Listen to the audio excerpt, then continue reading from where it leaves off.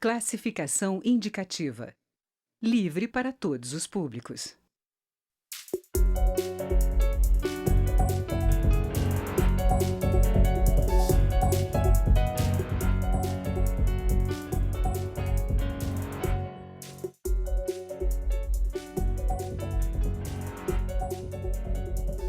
Olá! A Câmara estuda medidas que possam ajudar o Rio de Janeiro a sair da grave crise financeira que atinge o Estado. Entre as propostas analisadas pela comissão externa criada pelo presidente, deputado Rodrigo Maia, estão a antecipação de royalties do petróleo e a autorização para a venda da dívida ativa. Para discutir isso, o Câmara Debate convidou os deputados Hugo Leal, do PSB, coordenador da bancada do Rio de Janeiro, e Júlio Lopes, do PP, também do Estado do Rio de Janeiro e integrante da comissão externa. Eu sou Fabiana Mello e o Câmara Debate é um programa da Rádio Câmara e da TV Câmara. Deputados, muito obrigada pela presença aqui no estúdio da TV Câmara. Gostaria, então, de iniciar perguntando ao deputado Hugo Leal qual a principal medida, na opinião do senhor, que deveria ser adotada emergencialmente agora? Para o Estado do Rio, eu acho que não existe uma medida emergencial. É esse conjunto de medidas, porque não adianta nós pensarmos em uma medida para o Estado do Rio, sendo que faz parte dos estados da federação, ou seja... E vários outros estados estão também na mesma situação. Então, você tem que ser um conjunto. Óbvio que o Rio de Janeiro tem feito esforço, o Estado do Rio tem feito um esforço enorme na Assembleia Legislativa e também internamente, junto com os poderes judiciários, também tentativa de redução do seu déficit, redução do seu custo, redução também dos investimentos. Porém, nós temos um fato que é folha de pagamento, que essa, por mais esforço que se faça, retirado da folha de pagamento, sempre há o conflito, como nós assistimos recentemente.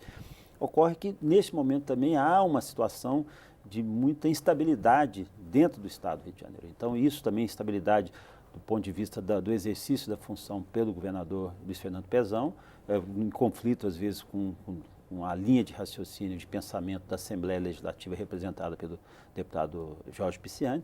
Isso tudo causa ainda mais indefinições. Eu, particularmente, tenho uma visão sobre esse aspecto que tem previsão constitucional, que eu já falei isso, já defendi, que é a intervenção federal. A intervenção federal, e digo sempre que o Rio de Janeiro tem uma característica diferenciada, porque o Rio de Janeiro já foi capital federal. O Rio de Janeiro já teve, e o Rio de Janeiro não teve nenhuma compensação. Óbvio que nós estamos falando de coisas que aconteceram há 60 anos atrás. Mas, de qualquer forma, isso acabou ocasionando ao Rio de Janeiro prejuízos e perdas ao longo desses anos todos. Não é por acaso que nós passamos por situação, não vou retirar aqui a responsabilidade dos gestores anteriores, que talvez pudesse ter sido um pouco mais seguros ou muito mais racionais na utilização do recurso público, mas da forma que está hoje, né, o comprometimento que se deu no Rio de Janeiro hoje é um fator que remonta essa retirada da capital federal, a reunificação de dois estados em um estado. Tudo isso vai causando uma certa apreensão. E, óbvio, a medida mais urgente para o Rio de Janeiro hoje, no que se refere ao Estado, é a redução das suas despesas. E a segunda é a iniciativa que nós estamos tentando aqui mesmo, aí no cômputo geral. Essa antecipação dos royalties, a renegociação, a ampliação, né, ou a securitização da dívida ativa, que já foram tentados em outros momentos. Talvez, por estar no momento agudo, isso possa ter algum desdobramento prático. Obrigada, deputado Hugo Leal. Deputado Júlio Lopes, sobre essa ideia de intervenção federal, isso está sendo discutido na comissão externa? Eu já disse, eu discordo do Hugo, acho que o Brasil não tem como intervir em si mesmo em todos os estados. A situação dos estados é muito parecida, o Rio Grande do Sul e o Rio Grande do Norte também já declararam um estado de emergência. Portanto, o Estado Nacional não tem como dirigir todos os estados simultaneamente. Minas Gerais também está Minas Gerais. O que eu tenho defendido e defendo aqui para o senhor e para a senhora que está nos ouvindo aí é o seguinte: a gente precisa federalizar a Previdência, principalmente o Rio de Janeiro não tem condições de arcar com uma Previdência que vem do Distrito Federal, que vem de passados e que não foram reembolsados. nós temos um déficit previdenciário da ordem de 14 bilhões de reais e a União Federal tem um déficit previdenciário da ordem de 153 bilhões de reais. Sendo que o Rio Previdência ainda é um fundo de pensão que emite títulos de dívida, né? Mas o problema do Rio é que a gente não tem como dar conta dessa dívida previdenciária, assim como os estados também não têm como dar conta. Eu acho que nós vamos fazer uma reforma da Previdência aqui no âmbito federal, mas nós precisamos federalizar a dívida da Previdência como um todo. A gente tem aí aplicações de resguardo do Tesouro Nacional que salvaguardam o Brasil, que é muito importante, e essas aplicações estão num valor baixo. Eu acho que a gente podia federalizar a dívida da Previdência como um todo no país, fazer uma reforma profunda como Portugal fez, emitir um título de solidariedade, por exemplo, todo mundo abaixar o salário 10%, 20%, como foi feito em Portugal. Enfim, um grande esforço nacional de resolver o problema previdenciário como um todo. O Rio não tem como sozinho arcar com isso, nem o Rio Grande do Sul, nem o Rio Grande do Norte e também acredito que Minas igualmente. Então nós vamos dar uma primeira solução nesse problema previdenciário aqui da União Federal, mas o Brasil não voltará a crescer enquanto a gente não resolver os problemas das previdências dos estados e dos municípios, que é igualmente grave. Ou seja, a solução aplicada ao Rio de Janeiro, ela teria que ser utilizada em todos os estados como parte do pacote de renegociação das dívidas, na opinião dos senhores? Que sim. Isso alcança, obviamente, Agora, o pacote de ajuste que foi proposto pelo governador Pezão, ele sofreu uma reação que todos vimos, né, invasão da Assembleia Legislativa. Os senhores não acham que poderia ter o mesmo tipo de reação nos outros estados, aqui em Brasília? É natural que haja sempre reação, principalmente quando se refere à questão de salário, de pagamento. Por óbvio, quem é que vai imaginar que vou fazer um desconto de 30% para a composição da Previdência do seu salário? Eu ganho 1.000 e vou ganhar 700 por causa de um desconto de 30%. É algo que, obviamente, ninguém vai aceitar de forma passiva. A questão é o esclarecimento, a conversa, o diálogo, que me parece estar havendo agora. Ele retroagiu, quer dizer, ele tirou algumas medidas, a Assembleia rejeitou outras, que eu acho que isso, não sei se vai andar, se vai solucionar. Tem uma conta que tem que ser feita. E essa conta pode ser pelo Legislativo, pelo Executivo ou pelo Judiciário, tem que ser obedecida. E se não obedecer essa conta, esse déficit aumenta. O que é o risco maior do Rio, do Estado do Rio, é não conseguir pagar suas contas. Eu falava isso na medida provisória, eu fui membro da medida provisória da Comissão Especial que discutia aquela ajuda que o Rio de Janeiro recebeu ao período das Olimpíadas, em torno de quase 3 bilhões de reais, que foi para poder colaborar no reforço da segurança pública nas Olimpíadas. Inclusive, foi decretado estado de calamidade. Foi decretado estado de calamidade, recebeu os recursos e acompanhando ali para e passo, mesmo sendo um período eleitoral, agosto e setembro, vendo o comportamento das finanças, vendo o comportamento da arrecadação, eu falei, não teremos como chegar ao final do ano. Não teremos como, se não vai haver outra ajuda, porque essa ajuda que o Rio de Janeiro recebeu foi um caráter excepcional, não só pela questão do estado de calamidade, Jogos Olímpicos. Exatamente, por uma questão internacional, influência de um aspecto, de um evento internacional. Também, Hugo. E só para dizer, quando chegou em outubro, eu manifestei isso, não vai conseguir fechar o ano, e é o que está acontecendo. Segundo o governador Pezão também, talvez não consiga pagar o salário de outubro, estamos em novembro, quiçá novembro e dezembro, como é que vai fazer isso? Então vai interromper o pagamento por completo? Esse é um questionamento. Há uma questão também relevante, que é o seguinte, quando se mudou o sistema de concessão para partilha, o Rio ajudou a prejudicar muito o Rio, porque houve uma paralisação de todos os leilões. Há um aspecto que a gente pode abordar aqui, que contribuiria muito para o avanço no Rio de Janeiro, é o seguinte, quando se fez a capitalização da Petrobras através daqueles 5 bilhões de barris nos campos do pré-sal, há uma área unitizada ao entorno dessa área onde estão os 5 bilhões de barris, que está quantificada, precificada, é certa. Então é como se nós, brasileiros, tivéssemos uma riqueza de 12 bilhões de barris, já quantificado, com volumetria, com preço, com tudo, e não acessamos a essa riqueza deliberadamente. Nós precisamos pegar todos esses 12 bilhões de barris que estão ao entorno dessa área onde se capitalizou a Petrobras com 5 bilhões de barris, e a Dilma, inclusive, tentou depois suplementar essa capitalização à Petrobras, isso não passou no TCU, nós podemos leiloar imediatamente essas áreas. Se a gente calcular por $1, $1,50 cada área dessa, são para o Brasil algo em torno de 12 bilhões de dólares imediatamente, o que ajudaria imensamente ao Rio, porque você coloca a indústria do petróleo novamente para andar, você coloca a economia para gerar nessa área, que é fundamental para a economia do Rio. O que acontece, e eu, nesse aspecto eu concordo com o deputado Júlio Lopes, é que você acabou, infelizmente, tendo uma chamada aí pelos climatologistas de tempestade perfeita. Você foi unindo uma série de fatores que foram, obviamente, contribuindo para que a gente chegasse a esse ponto. Primeiro, o recrudescimento da economia, ou seja, o recrudescimento da economia atinge diretamente os setores da atividade econômica, e aí reduz o que? Reduz a atividade econômica, reduz imposto, reduz a arrecadação, por óbvio. A questão do barril de petróleo, que virava em torno de $100, talvez pudesse chegar a 60, 65 dólares, foi a $50. Isso já reduziu a mudança do quadro de partilha para concessão, ou seja, o inverso. Mas o fato de a Petrobras ter passado por um momento, nos últimos 2 anos, pelo menos, uma situação crítica. Então, tudo enxugou. Centro da Lava Jato. Exatamente. Isso tudo contribuiu para que esse estreitamento, e o Rio de Janeiro, que é um estado muito baseado na indústria do petróleo, ele, não só a exploração do petróleo, mas todo o entorno do Rio, todas as empresas, tudo o que gira a indústria do petróleo, gira um volume muito grande de recursos. Vou dar um exemplo de Macaé. Macaé tinha 30, 40 projetos por ano desenvolvendo em outras empresas vindo de fora também, 4, 5 empresas vindo de fora por ano.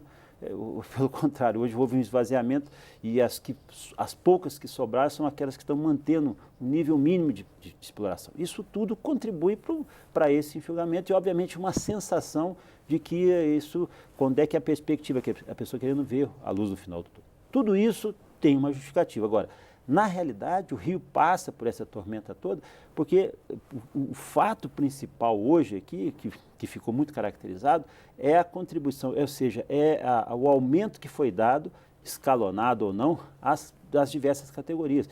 Não tenha dúvida que a maior beneficiária foi a categoria da área de segurança pública, que é valoroso, mas, porém, comprometeu. Hoje está comprometido. Polícia Militar, Polícia Civil, o Corpo de Bombeiros recebeu e hoje não sabe se vai conseguir pagar. Isso é mais grave do que dar o benefício, ser bonzinho, é ser responsável. Isso aconteceu, infelizmente, com o Rio de Janeiro. Obrigada, deputado. A Câmara de Debate vai fazer um rápido intervalo, mas a gente volta já já.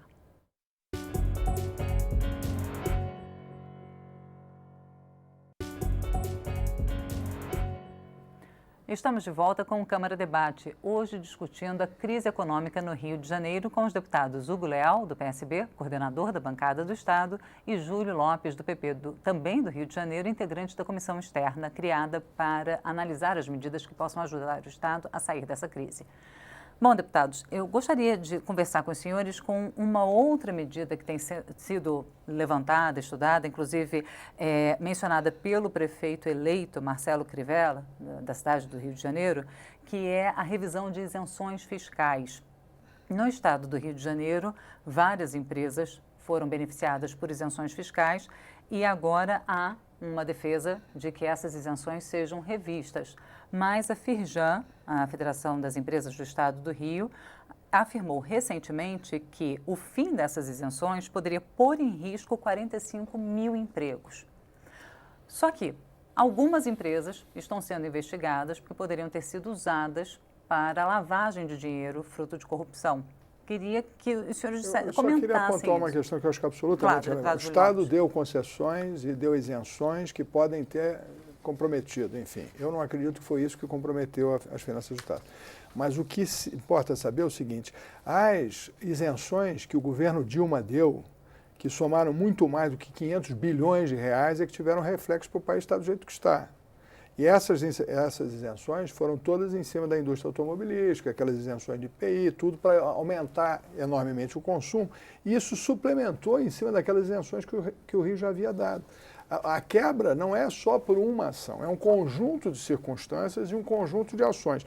E essas isenções federais, que se somaram às isenções que o Estado estava dando para, inclusive, poder competir no cenário brasileiro, é que geraram o caos econômico que nós estamos. Eu acho que a gente tem que tomar muito cuidado e rever com cuidado essa legislação sob pena de nós prejudicarmos ainda mais a economia do Estado.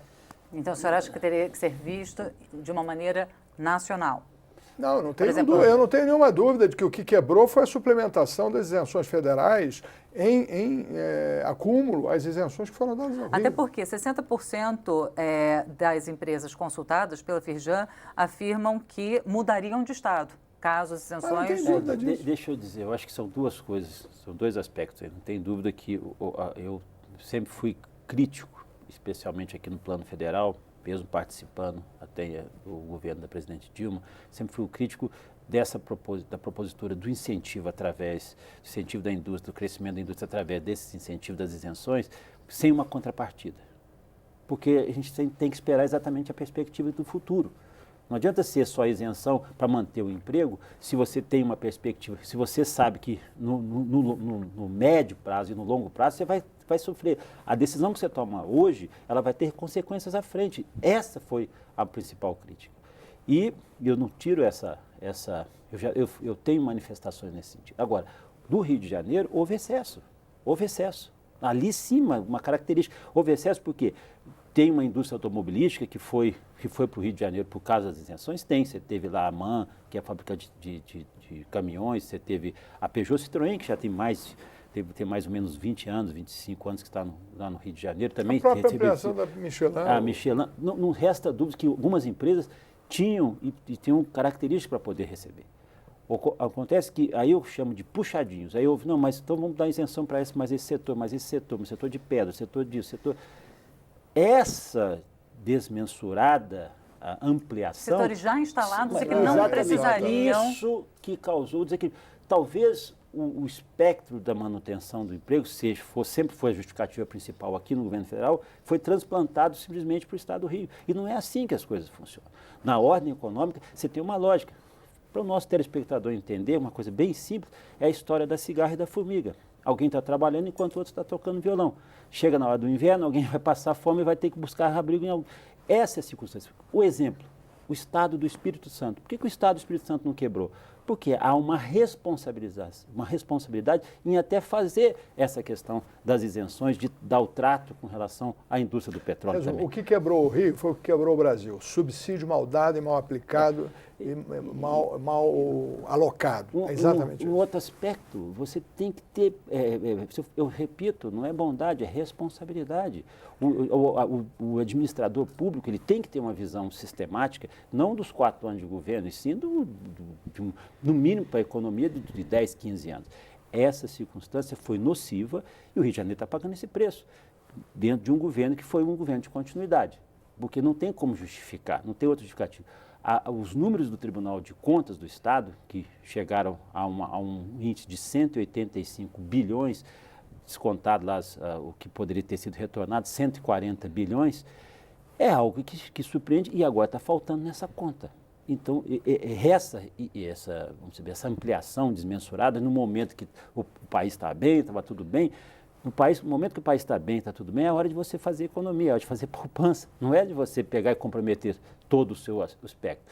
Fica bonito, na fita, no discurso, durante um curto prazo. No médio prazo e no longo prazo, é o desastre que nós estamos assistindo. A verdade é o seguinte, claro que equívocos aconteceram, claro que muitos erros aconteceram, mas não há cartilha, não havia previsão possível, ninguém podia prever que esse país ia andar para trás 8% do seu PIB em 2 anos consecutivos. Não dava para imaginar que nós íamos ter uma queda de quase 5% e agora quase 4%. Não dá. Nenhuma lei de responsabilidade fiscal, nenhum economista, ninguém podia prever que isso fosse acontecer dessa maneira e, obviamente, isso foi absolutamente desestruturante para a economia do Rio de Janeiro. É claro que existiram erros, mas o erro é basicamente você dar subsídio ou dar isenções porque você desequilibra a competição. É igual quando no governo federal você subsidiou todo mundo.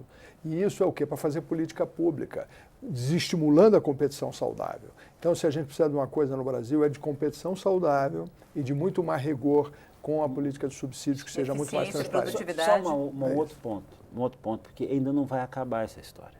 Não é assim. Por que o Rio de Janeiro fez isso? Para poder, obviamente, não haver esvaziamento econômico, uma série, até a justificativa. Acontece que, tá bom, então o Rio de Janeiro acaba as isenções. Vamos sair do Estado, vamos para onde? Vamos para o Estado do Nordeste, vamos para o Estado do Sul? Sim, mas é isso que eu ia perguntar para os senhores, porque, por exemplo, foi aprovado pela Câmara já o projeto de renegociação das dívidas com a União, alongando o prazo. Sim, agora, é a Câmara retirou as contrapartidas propostas pelo governo. O Senado agora já está reinserindo, está estudando a reinserção, por exemplo, com redução de cargos comissionados, com inclusive a observação do teto aprovado já pela Câmara agora em discussão no Senado para os gastos públicos do governo federal, colocando essa previsão para todos os estados.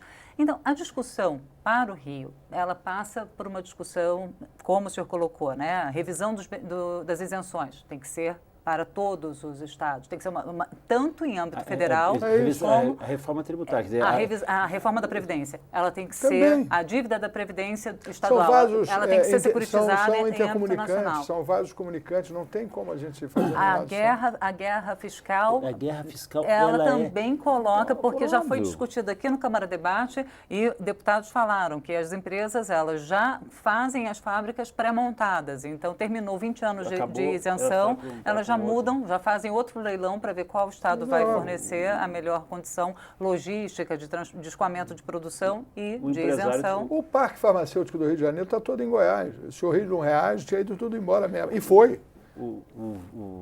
Essa questão dessa guerra fiscal, ela é prejudicial. Você pode ter elementos de incentivo, como são os estados Nordeste, do Centro-Oeste, com incentivos com empréstimos, por exemplo, como já tem hoje em dia. O Banco do Nordeste é um instrumento de incentivo, de alocação, de financiamento de projetos. Não, e tem que investir em logística, escoamento de produção e em mão de obra qualificada. No momento que você tira o tributo, no momento que você atinge, óbvio que o empresário vai raciocinar o que é melhor para ele. O empresário está visando o lucro, não estou condenando o lucro dele, mas vai visar isso. O que você pode fazer é o incentivo através de um dinheiro mais barato, um financiamento mais barato. Na hora que você estabelece a diferenciação pelo critério pela perda fiscal, de arrecadação, aí acabou. E a sociedade sai perdendo. Exatamente, vira essa bagunça. Essa bagunça que o Rio de Janeiro tentou salvar e lançou a boia e ele achou que isso pudesse durar. Porque o Estado não arrecada, não tem dinheiro para investir no que precisa, né? Na segurança, na saúde, na educação. E a lógica que sempre foi criticada no Rio, que o Rio de Janeiro sempre foi dependente da indústria do petróleo. Então, o Rio de Janeiro tem uma participação muito grande na produção de petróleo no país todo, mas, por óbvio, que tem que criar alternativas para que no momento em que for finita, porque é um recurso natural finito, passar isso, ele tem que ter o seu parque industrial, seja de turismo, seja onde for, investido e preparado. Agora, eu queria perguntar para os senhores uma coisa, a questão da antecipação dos royalties e também do que foi feito com os depósitos judiciais, porque uma das medidas adotadas foi a possibilidade de utilização dos parte dos depósitos judiciais. Agora, uma possibilidade é que o Estado acabe perdendo, né? E as pessoas que fizeram o depósito judicial tenham direito a retirar aquele valor e o governo já usou. Então, isso acaba se tornando um precatório. Não, você manter uma reserva, não haverá esse risco. Então, na opinião dos senhores, não. Na minha opinião, não há esse risco. Em relação à antecipação dos royalties, houve uma perda de arrecadação em torno de 60% entre, se eu não me engano, foi 2008 a 2013, uma queda, né? Se o governo do Estado tivesse antecipado os royalties lá atrás, com essa expectativa de arrecadação e houvesse sofrido essa queda, como é que ficaria a situação? Teria sido um endividamento maior? Já tinha também contratado. O problema foi que o governador Garotinho contratou os royalties na Previdência. E o problema todo é Previdência. 99. A gente vai empurrando essa bola aí lá de trás. O Marcelo Alencar já estava quebrado, o Garotinho estava quebrado. Aí o Garotinho estava quebrado, bolou uma solução inteligentíssima. Eu atrelo a Previdência ao recebimento do royalties, e o Fernando Henrique, que não tinha como dar uma solução, engambelou e disse, ok, não podia, porque royalties não servia para pagar a Previdência, mas vamos deixar... Não, para pagar pessoal, pode pagar... E também não servia para pagar a Previdência. Despesa corrente. Aí eles fizeram um rolo na lei e atrelaram a Previdência do Rio aos royalties. Mas tem uma lógica aí, né? A questão eu acho que o Fernando Henrique foi sensacional, deu uma solução. A operação que foi feita em 99, eu acompanhei, eu era secretário de administração, junto com o secretário de Fazenda, a gente acompanhou, porque a perspectiva também de pagamento era muito difícil e talvez não chegasse ao mês de maio com possibilidade. Quando o Estado não tinha como honrar dívida. Quando o Garotinho passou, quando o Garotinho recebe o governo de Marcelo Alencar, na reunião da transição, ele pega e fala, olha, meu filho, eu não sei o que mais que você vai vender. Nós já vendemos a SEG, já vendemos a SEG, já vendemos as várias empresas. Agora, é a SEDAI. Só tem a SEDAI, nós temos que saber. E outra coisa, naquele ano, em 1999, janeiro de 99, começava ao desconto com a dívida líquida a 13%. 13% da dívida líquida ele tomava de recurso. Você concorda que não podia atrelar o royalties na dívida? 13% da receita líquida já era mantido. Antes, até dezembro, era só 7%. Foi para 13%, era o dobro o que comprometia. O que foi feito? Foi feito o seguinte, foi feita essa negociação da antecipação do SOAD, foi talvez a primeira vez que tenha sido discutido. Deputados, a gente tem 30 segundos para concluir. Mas o ministro Pedro Malan, mas sabe quanto que era o barril de petróleo naquela época? 17 dólares. 17 dólares. E fez uma negociação. Se baixasse para 15, uma coisa, manteria o valor, se fosse para 20, manteria. Só que o barril do petróleo foi, naquele ano de 99, a quase 30, e o Rio de Janeiro passou a ganhar. O volume que o Rio Presidência acabou recebendo foi uma importância ótima, que manteve durante 15 anos, de 99 até 2006. O que quebrou o Estado? O descasamento dessa operação, que já não podia ter sido feita à época quando foi feita. Esse descasamento quebrou o Estado. E o que continua a quebrar o Estado é a Previdência. Se não for dada uma solução conjuntural para o país, uma solução nacional para esse problema, assim como o problema tributário, nós não vamos sair do problema, nem no Rio, nem no Brasil. Bom, deputados, então a gente marca uma nova conversa aqui para discutir então a proposta que foi encaminhada pelo governo para a Previdência. Eu conversei com os deputados Hugo Leal, do PSB, e Júlio Lopes, do PP, ambos do Rio de Janeiro, sobre a grave crise econômica que atinge o Estado. Obrigada a você que nos acompanhou até agora. Lembrando que você pode rever esta e as outras edições do Câmara Debate na internet, no portal da Câmara, no câmara.leg.br, ou então no YouTube, no canal da Câmara dos Deputados. Eu sou Fabiana Mello, espero você em uma outra oportunidade. Até lá.